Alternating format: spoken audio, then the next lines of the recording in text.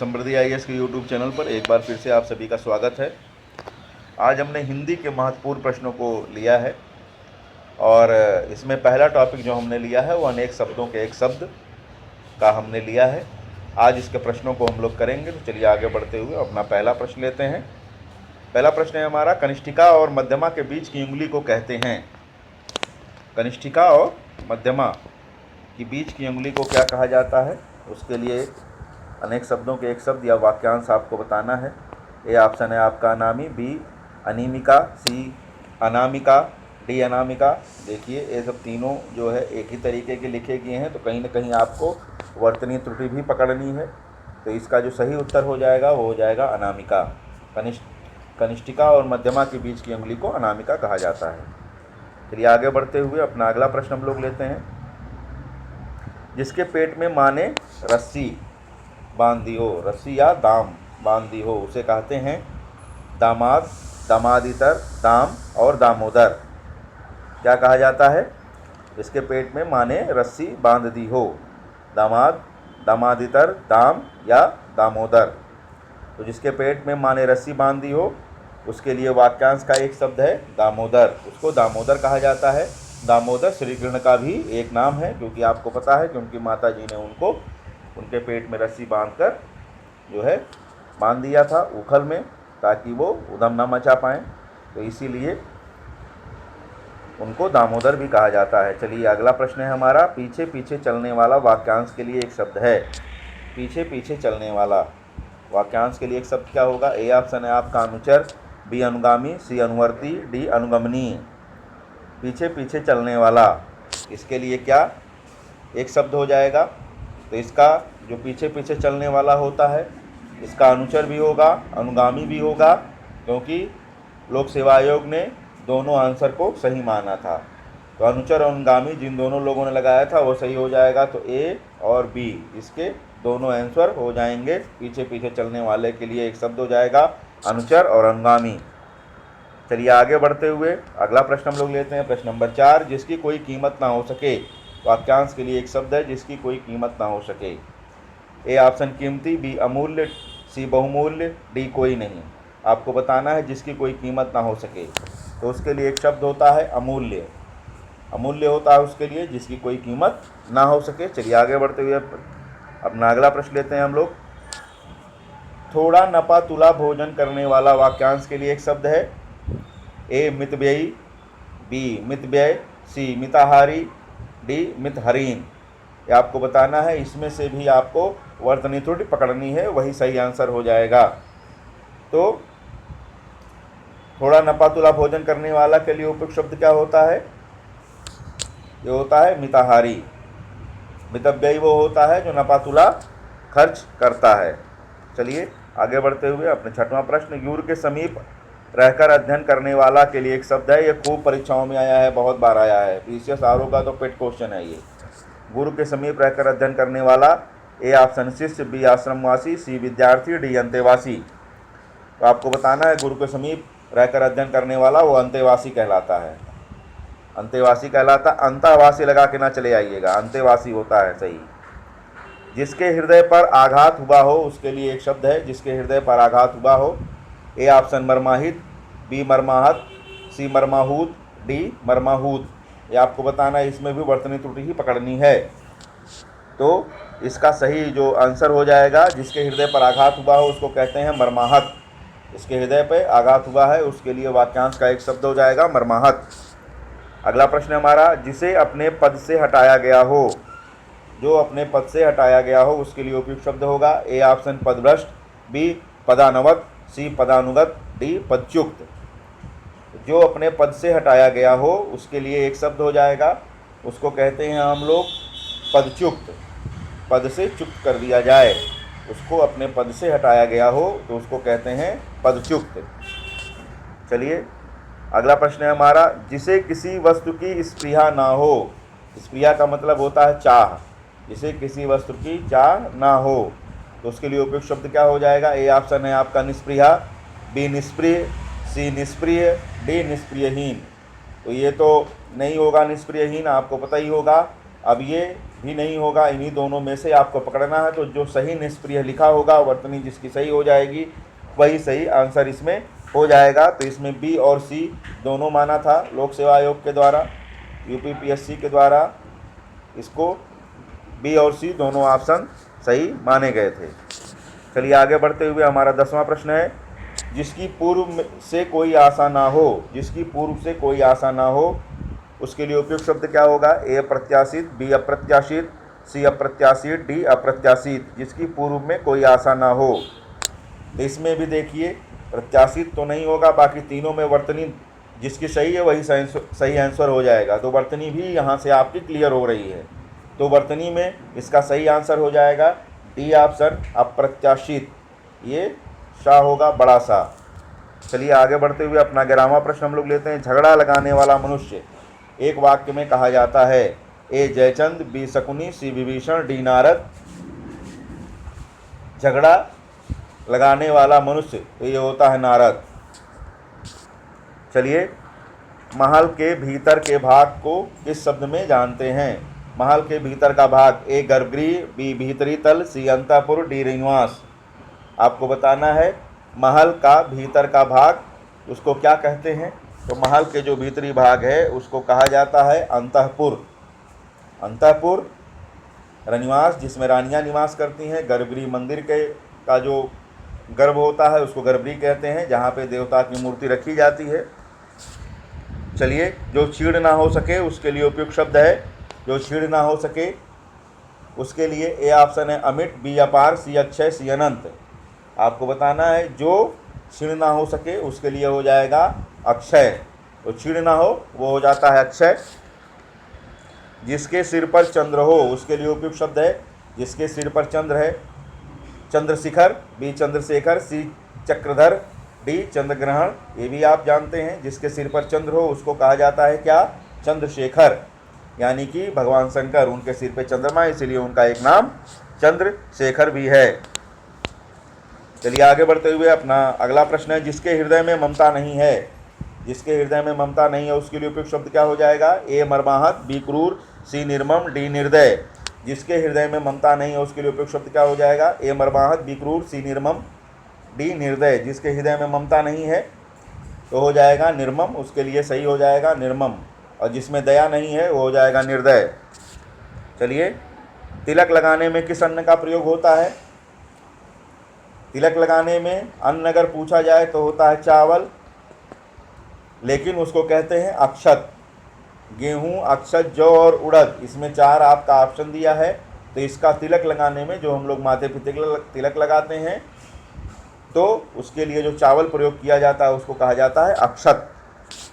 चलिए आगे बढ़ते हुए, जिसका जन्म छोटी जात या निचले वर्ण में हुआ है उसके लिए एक उपयुक्त शब्द है अंडज, शूह, अंत्यज और अछूत। जिसका जन्म निचले वर्ण में हुआ है उसके लिए एक शब्द क्या हो जाएगा?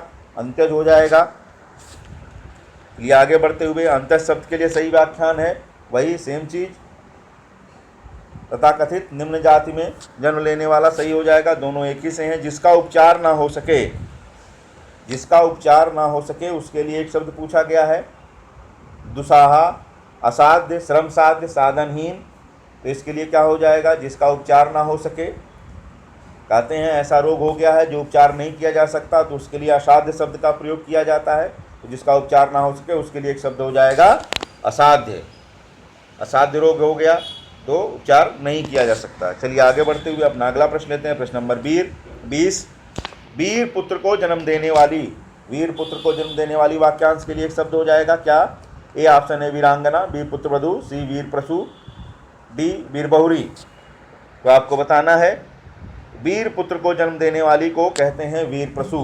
वीर प्रसूता कहा जाता है उसको, जो बहुत वीर होता है उसको वीरांगना कहते हैं। पुत्रवती एक आशीर्वाद है वो दिया जाता है पुत्र पैदा होने के लिए।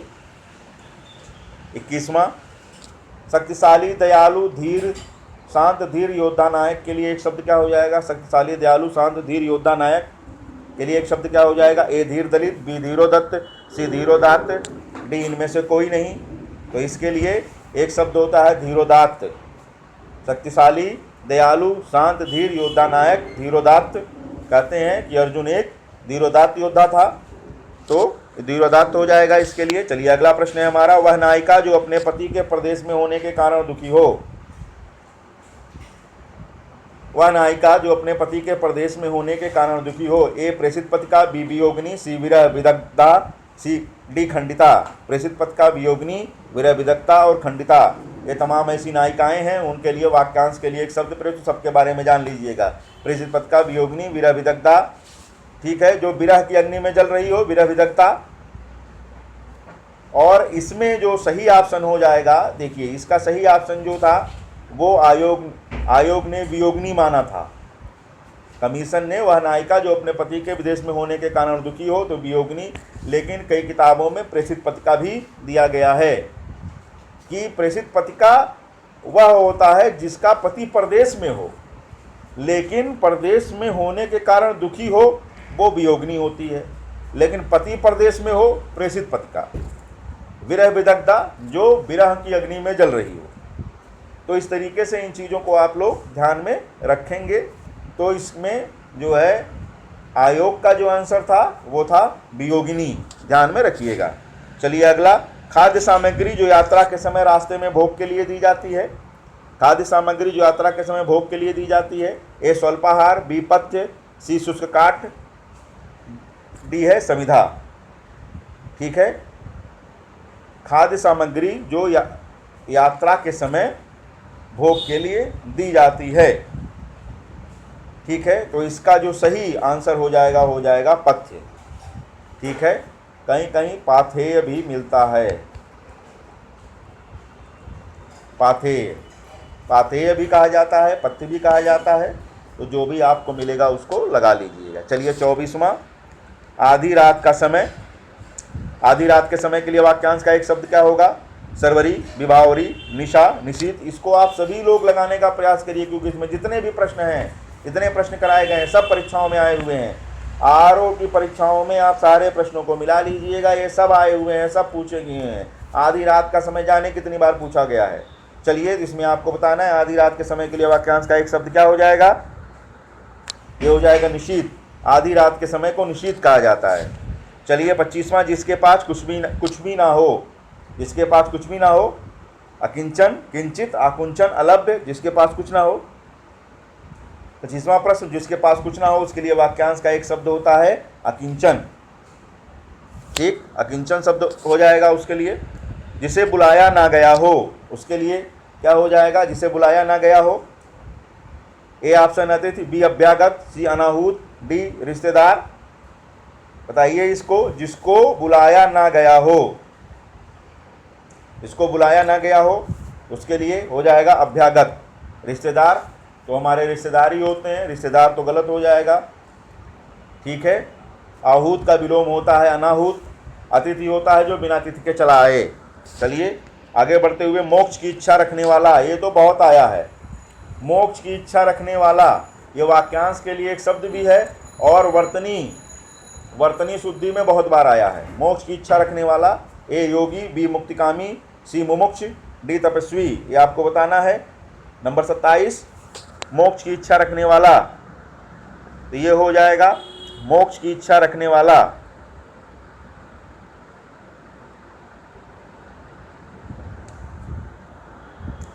मोक्ष की इच्छा रखने वाला, इसको क्या कहते हैं? योगी नहीं होगा, तपस्वी भी नहीं होगा। मोक्ष की इच्छा रखने वाला वो होता है मुमुक्षु। मोक्ष की इच्छा रखने वाला मुमुक्षु। मोक्ष की इच्छा रखने वाला मुमुक्षु और मुक्तिकामी। तो बी और सी इन दोनों को मान लिया गया था, लेकिन इसका जो सही आंसर होगा वो होगा मुमुक्षु। मोक्ष की इच्छा रखने वाला मुमुक्षु। चलिए आगे बढ़ते हुए, रंगमंच के पीछे का स्थान क्या कहा जाता है? ये भी बहुत बार आया है। रंगमंच के पीछे का स्थान के लिए वाक्यांश का एक शब्द क्या होगा? ए पृष्ठभूमि, बी नेपथ्य, सी मंच पृष्ठ, डी गृहमंच। ये आपको बताना है। रंगमंच के पीछे का स्थान क्या कहा जाता है? रंगमंच के पीछे का स्थान, रंगमंच के पीछे का स्थान क्या कहा जाता है? तो ये होता है नेपथ्य। रंगमंच के पीछे का स्थान जो होता है वो होता है नेपथ्य। उसको नेपथ्य कहा जाता है कि नेपथ्य में, रंगमंच के पीछे का स्थान जो होता है वो हो जाता है नेपथ्य। चलिए, हवन में जलाने वाली लकड़ी, हवन में जलाने वाली लकड़ी, हवन में जलाने वाली लकड़ी के लिए शुद्ध वाक्य क्या हो जाएगा, शुद्ध शब्द क्या हो जाएगा? हवन सामग्री वन काष्ठ शुष्क काष्ठ समिधा, यह आपको बताना है। तो हवन में जलाने वाली लकड़ी के लिए जो एक शब्द प्रयोग किया जाता है वो हो जाता है समिधा। हवन में जलाने वाली लकड़ी के लिए शुद्ध शब्द का जो प्रयोग हो जाता है वो हो जाता है समिधा। इसका सही आंसर हो जाएगा। शुष्क काष्ठ ना लगा दीजिएगा। चलिए, दिशाएं ही जिसका वस्त्र हैं उसको क्या कहा जाता है? दिशाएं ही जिसका वस्त्र हैं, विशंभर, दिक्पाल, दिगंबर, पैगंबर। ठीक है, तो आपको बताना है विशंभर। विशंभर शंकर जी का एक नाम है। दिक्पाल जो चारों दिशाओं के जो रक्षक होते हैं उनको हम लोग दिक्पाल कहते हैं। पैगंबर, पैगंबर जैसे होता है किसी भी धर्म का जो मूल पुरुष होता है उसको हम लोग पैगंबर के नाम से जानते हैं। तो इसका जो सही उत्तर हो जाएगा वो हो जाएगा दिगंबर। दिशाएं ही जिसका वस्त्र है वो होता है दिगंबर। तो आज के लिए इतना ही। कल इसको हम लोग और आगे बढ़ाएंगे और चीज़ों को भी लेकर के आएंगे। तो आपको श्रृंखला कैसी लगी इसको ज़रूर बताइएगा। करंट और यूपी स्पेशल जो है हमारे संदीप सर के द्वारा लाया जा रहा है, और बाकी आपके अन्य जितनी भी जीएस की चीज़ें हो सकती हैं, आपका पॉलिटी, हिस्ट्री, ज्योग्राफी, साइंस, ये सारी चीज़ें चलेंगी एक लाइन से, ताकि जो है आपको इम्पॉर्टेंट प्रश्नों का लगातार रिवीजन हो सके और आपसे प्रश्न गलत होने की संभावना न्यूनतम हो। चलिए, आज के इतना ही। कल हम एक नए वीडियो के साथ फिर मिलेंगे। बहुत बहुत धन्यवाद।